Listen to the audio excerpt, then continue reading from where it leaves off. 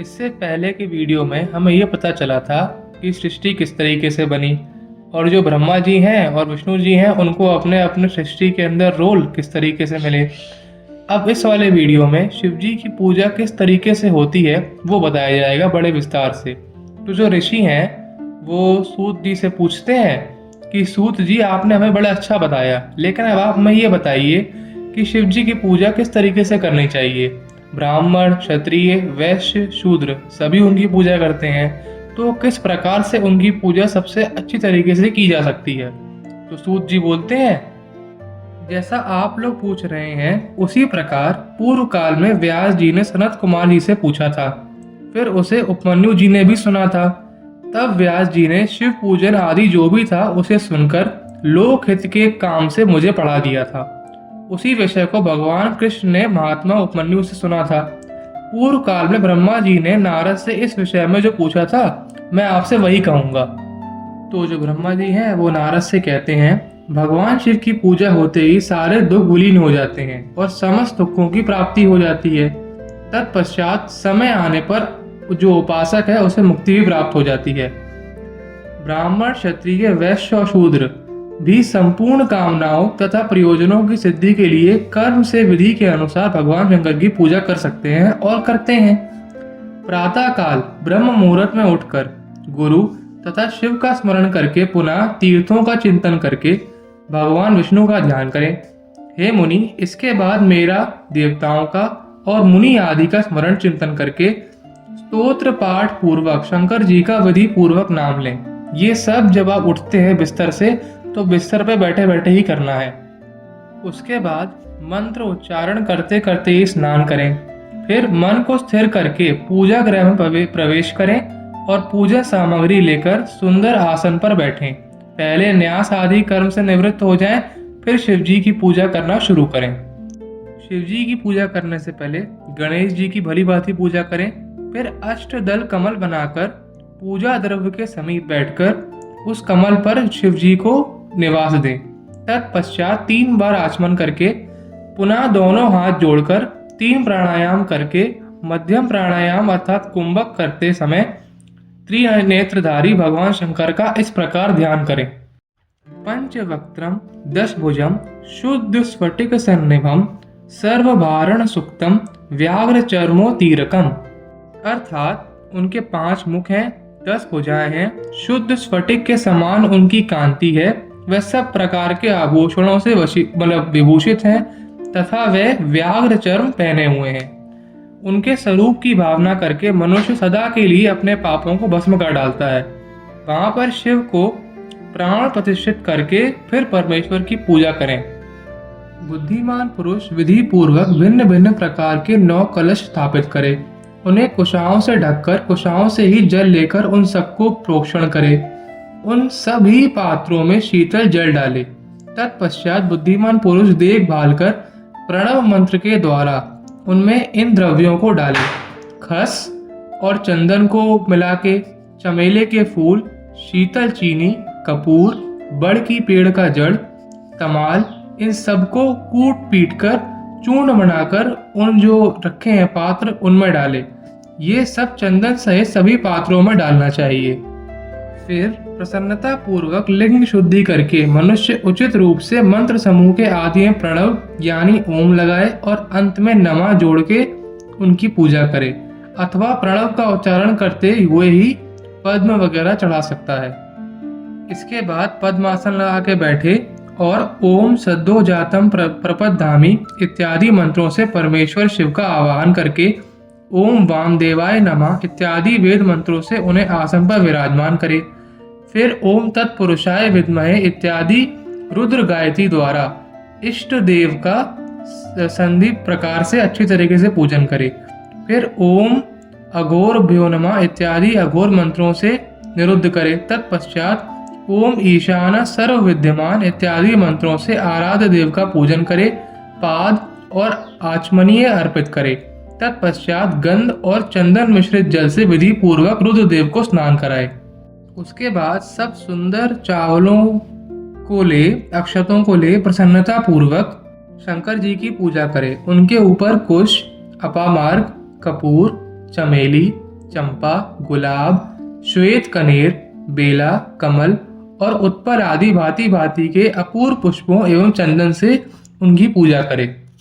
इसके बाद हाथों में फूल लेकर खड़ा होकर हाथ जोड़कर इस मंत्र से सर्वेश्वर शंकर से पुनः प्रार्थना करें, हे शिव, मैंने अनजाने में अथवा जानबूझकर जो जप पूजा करी है उसको आप फलीभूत करें। और अंत में बोले, शिवे भक्ति शिवे भक्ति शिवे भक्ति भवेर्भवे अन्यथा शरणम नास्ति त्वमेव शरणम मम। मतलब मुझे हर एक जन्म में शिव की भक्ति प्रदान हो, शिव की भक्ति ही मिले और मैं और किसी की शरण में न जाके शिव की शरण में बना रहूं। जो इस प्रकार शिव भक्ति परायण होकर प्रतिदिन पूजन करता है उसे अवश्य ही पग पग पर सब प्रकार की सिद्धियां प्राप्त होती रहती हैं। उस उत्तम वक्ता को तथा जो मनोवांछित फल लेना चाहता है उसे रोग, दुख, शोक और दूसरों के निमित्त से कोई भी उद्वेग प्रकट नहीं होता।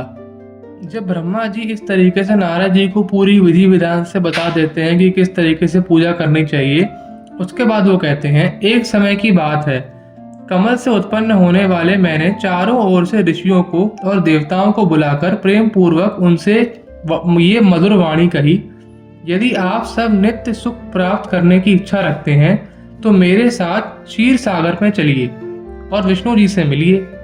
जब ब्रह्मा जी के कहने पर ब्रह्मा जी और देवता क्षीर सागर में जाते हैं तो विष्णु जी उनको देख के बोलते हैं, हे ब्रह्मदेव और ऋषियों, आप लोग यहाँ किस लिए आए हैं? प्रेम पूर्वक सब कुछ कहिए, मैं आपकी क्या सेवा कर सकता हूँ? तो देवता लोग कहते हैं, हे विष्णु, किसकी सेवा करें? जो सब दुखों को दूर कर दे। ऐसा कौन है जिसकी नित्य सेवा करनी चाहिए?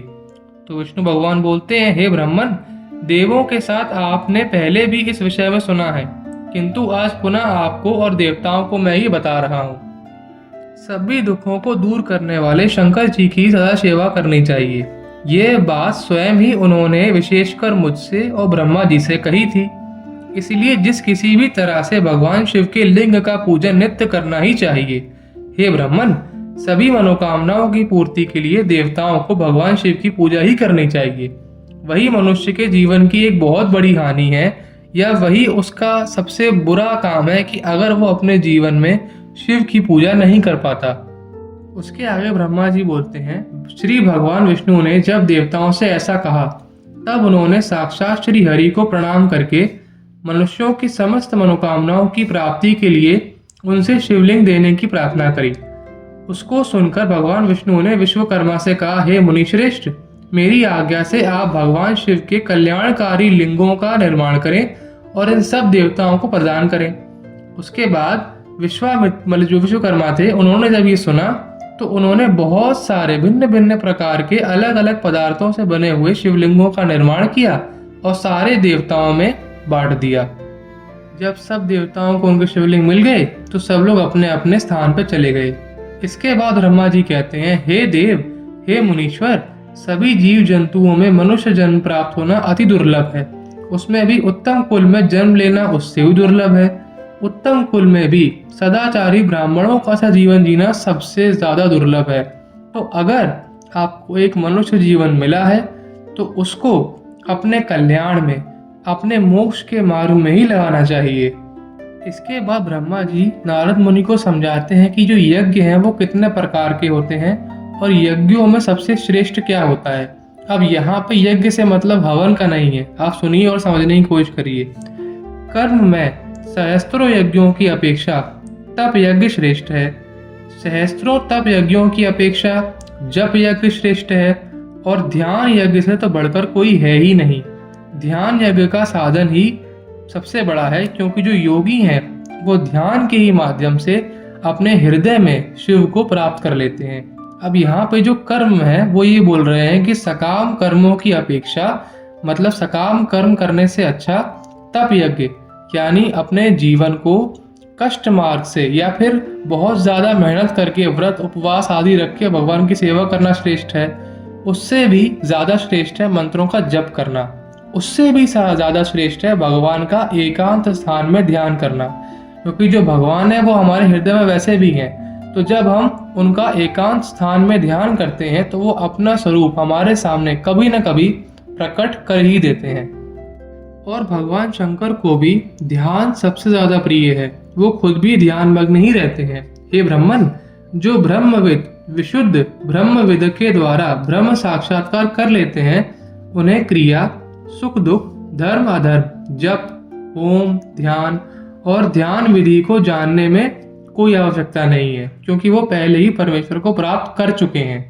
इसके बाद ब्रह्मा जी शिवलिंग के 2 प्रकार बताते हैं। तो बोलते हैं, हे द्विज, शिवलिंग 2 प्रकार के बताए गए हैं, एक बह और एक अभ्यंतर, मतलब एक बाहर शिवलिंग और एक अपने हृदय के अंदर वाला शिवलिंग। जो कर्म यज्ञ में तत्पर रहने वाले हैं, वह स्थूल शिवलिंग में ही अर्चना वगैरह कर सकते हैं। सूक्ष्मतया शिव के प्रति ध्यान करने में उनकी आसक्ति होती नहीं है, इसलिए वो सूक्ष्म शिवलिंग की उपासना नहीं कर सकते। जिसको इस आध्यात्मिक सूक्ष्म लिंग का प्रत्यक्षीकरण नहीं होता है, उसे उस स्थूल लिंग में ही उस सूक्ष्म लिंग की कल्पना करके और कुछ भी उपाय ना करके उसी का ही पूजन करना चाहिए, क्योंकि वो उसी के पूजन से ही एक ना एक दिन अपने अंदर के शिवलिंग को भी समझ जाएगा। लेकिन जो ब्रह्म ज्ञानी है, वो सूक्ष्म लिंग का ही पूजन करते हैं और इस प्रकार ज्ञान के द्वारा शिव का साक्षात्कार करके विमुक्त हुए लोगों को कोई पाप नहीं लगता। उनके लिए कोई विधि निषेध भी नहीं है, क्योंकि वो धर्म अधर्म सबसे ऊपर उठ चुके हैं। जिस प्रकार जल के भीतर रहते हुए भी कमल जल से लिप्त नहीं होता, उसी प्रकार घर में रहते हुए भी जो ज्ञानी पुरुष है, वो कभी भी बंधनों से बंधता नहीं है।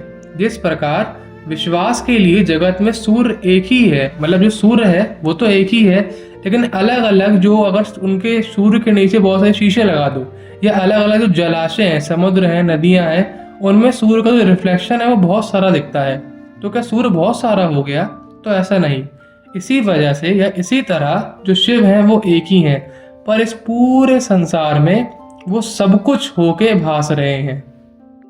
संसारियों के हृदय में सकल लिंग स्वरूप साक्षात परमेश्वर वास करते हैं। जिस पुरुष को ये ज्ञान हो गया, उसके लिए प्रतिमा मूर्तियों का कोई प्रयोजन नहीं है। लेकिन जिनको ये ज्ञान नहीं हुआ, उनको प्रतिमा और जो स्थूल शिवलिंग है उसकी उपासना करना छोड़ना नहीं चाहिए, क्योंकि वही एक रास्ता है। सगुण से ही निर्गुण की ओर जाया जा सकता है। प्रतिमा का पूजन तब तक करते रहना चाहिए जब तक विज्ञान परब्रह्म परमेश्वर का ज्ञान प्राप्त नहीं हो जाता। बिना ज्ञान प्राप्त किए ही प्रतिमा का पूजन छोड़ देना निश्चित ही पतन का कारण बनता है। मतलब वो आपको गिरा देगा, आपकी बुद्धि में दोबारा मलिनता पैदा कर देगा अगर आप बिना ब्रह्म ज्ञान के प्रतिमा की पूजा करना छोड़ोगे। जब तक शरीर में पाप रहते हैं तब तक सिद्धि की प्राप्ति नहीं होती। पाप के दूर हो जाने पर उन सबकी सफल प्राप्ति हो जाती है। जिस प्रकार मलिन वस्त्र में रंग बहुत सुंदर नहीं चढ़ता, किंतु उसे भली प्रकार से धोकर स्वच्छ कर लेने पर पूरा रंग अच्छी तरह चढ़ जाता है, उसी प्रकार देवताओं की विधि पूर्वक पूजा करने से जो शरीर है वो निर्मल हो जाता है, और निर्मल शरीर में ही भगवान का प्रादुर्भाव होता है। विज्ञान का मूल अनन्य भक्ति है और ज्ञान का मूल भक्ति है। भक्ति का मूल सत्कर्म है और इष्ट देव का पूजन है, और इस सब का मूल सदगुरुदेव है। और सदगुरुदेव कैसे मिलते हैं? सत्संग से। जब आप संतों के पास बैठ के उनकी बात सुनते हो, तभी आप उनमें से किसी एक को अपना गुरु चुनते हो, और गुरु ही आपको वो सारा रास्ता बताते हैं जिससे आप शिव तक पहुंच सकते हो। और जो ऐसे संत महात्मा हैं वो ऐसे बहुत ही कम होते हैं जो आपको शिव तक पहुंचा दें, पर इसका मतलब ये नहीं कि वो होते नहीं हैं। बहुत ही कम है, लेकिन अगर आप ढूंढोगे तो अवश्य आपको मिल जाएंगे। और शिव की पूजा कर लेने से बाकी सारे देवताओं की पूजा हो जाती है। जैसे पेड़ की जड़ में पानी डालने से पेड़ की सारी शाखाओं को पानी पहुंच जाता है। इसके बाद ब्रह्मा जी फिर से बोलते हैं कि सुबह उठ के अपने शैया पर बैठे हुए आप क्या कह सकते हैं? तो उसमें बोलते हैं, हे देवेश्वर उठिए उठिए, मेरे हृदय में शयन करने वाले देव उठिए। हे उमाकांत उठिए और ब्रह्मांड में सबका मंगल कीजिए। मैं धर्म को जानता हूँ किंतु मैं वो कर नहीं पाता। मैं अधर्म को जानता हूँ लेकिन मैं वो करने से रुक नहीं पाता। हे महादेव, आप मेरे हृदय में स्थिर होकर मुझे जैसा आप चाहते हैं उस राह पे चलाएं। इसके बाद जो ऋषि हैं वो सूत जी से पूछते हैं कि आप हमें बताएं कि जो अलग अलग प्रकार के फूल हैं, अलग अलग प्रकार के जो पदार्थ हैं जिनसे शिव की पूजा होती है, तो उन अलग अलग पदार्थों का क्या अलग अलग फल होता है वो हमें विस्तार से बताइए। सूत जी फिर कहते हैं कि जो आपने मुझसे पूछा है वही नारद ने ब्रह्मा से पूछा था। तो ब्रह्मा जी नारद से कहते हैं कि कमल, बिल्व पत्र, शतपत्र, शंख पुष्प भगवान को बहुत प्रिय हैं, तो इन्हीं से भगवान का पूजा करना चाहिए। यदि 1,00,000 की संख्या में इन पुष्पों द्वारा भगवान शिव का पूजन किया जाता है तो सारे पापों का नाश हो जाता है, लक्ष्मी प्राप्त होती है, इसमें कोई संशय नहीं। कामनाओं की पूर्ति के लिए महामृत्युंजय मंत्र का जाप भी करना चाहिए। 5,00,000 महामृत्युंजय मंत्र का जाप करने से भगवान सदाशिव का निश्चित ही दर्शन होता है। 1,00,000 जप करने से शरीर शुद्ध होता है। दूसरे लाख से जो पूर्व जन्म की बातें हैं वो याद आ जाती हैं। तीसरे लाख से जब से पूरी की पूरी जो आपकी वस्तुएं जो आपको चाहिए वो मिल जाती हैं। चौथे लाख जप करने से भगवान शिव का दर्शन होता है। और जब आप 5,00,000 मतलब जो मंत्र है उसका उच्चारण कर लेते हैं तो आपको ऐसा कोई फल नहीं है जो ना मिल पाए। अब वो अलग अलग पदार्थों का वर्णन करते हैं कि अलग अलग पदार्थों को देने से या फिर चढ़ाने से क्या क्या फल मिलता है। तो लाल गंठल वाला धतूरा पूजन में शुभदायक है। अगस्त के फूलों से पूजा करने से महान यश की प्राप्ति होती है। यदि तुलसी दल से शिव की पूजा करी जाए तो उपासक को भोग और मोक्ष मिलता है। शम्मी पत्र से मनुष्य को मोक्ष प्राप्त होता है। बेल के फूल चढ़ाने पर भगवान शिव से अत्यंत सुंदर पत्नी प्राप्त होती है। जूही के फूलों से पूजा की जाए तो घर में कभी अन्न की कमी नहीं होती। कनेरे के फूल से पूजा करने पर वस्त्र और संपत्ति कभी कमी नहीं होती। 1,00,000 बिल्व पत्रों से पूजन करने पर मनुष्य की सारी कामनाएं पूर्ण हो जाती हैं। हर श्रृंगार के फूलों से पूजा करने पर सुख संपत्ति की कभी कमी नहीं होती। राई के फूल से शत्रुओं का नाश होता है। बस चंपा और केवड़े को छोड़कर भगवान शिव को हर कोई फूल बहुत पसंद है। अगर आपके यहाँ पे ये कुछ नहीं उगता तो जो भी ऋतु है आपके यहाँ पे ऐसे अलग अलग ऋतुओं में अलग अलग फूल खिलते हैं, तो आप उन्हीं से अगर उनकी पूजा करोगे तो वो उससे भी बहुत प्रसन्न होते हैं। और अगर आप चावल चढ़ाते हो तो उससे लक्ष्मी की बढ़ोतरी होती है। गेहूं से जो शिव जी है बहुत प्रसन्न होते हैं।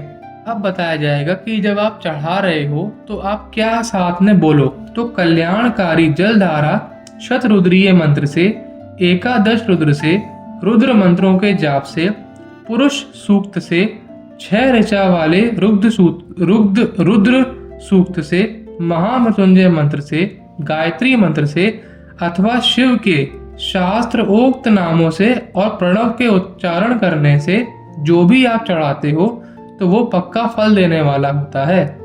यदि आपको बुद्धि की कामना है, आपको लगता है कि आप थोड़े समझदार कम हैं, तो शक्कर मिश्रित दूध चढ़ा सकते हैं। और जब शरीर में अकारण ही उच्चाटन होने लगे, सब कुछ जो जी है वो उचट जाए, किसी में मन ना लगे, तो फिर दूध की धारा चढ़ानी चाहिए। शत्रुओं को संतप्त करने के लिए पूर्ण प्रयत्न के साथ भगवान शंकर के ऊपर तेल की धारा अर्पित करनी चाहिए। यदि मधु की धारा से आप शिव का पूजन करते हैं तो राजलक्ष्मी मिलती है और जो रोग है वो दूर रहते हैं। गंगा जल की धारा से मोक्ष और फल दोनों ही वो देते हैं, भोग भी मिलता है, मोक्ष भी मिलता है। हे मुनीश्वर, जो आपने पूछा वे मैंने आपको सब बता दिया। संसार में जो सदाशिव की इस प्रकार पूजा करता है उसे कभी कोई कष्ट नहीं होता। इस तरीके से जो ये वाला वीडियो है वो भी समाप्त हुआ। तब तक के लिए अगले वाले वीडियो के लिए ओम नमः शिवाय।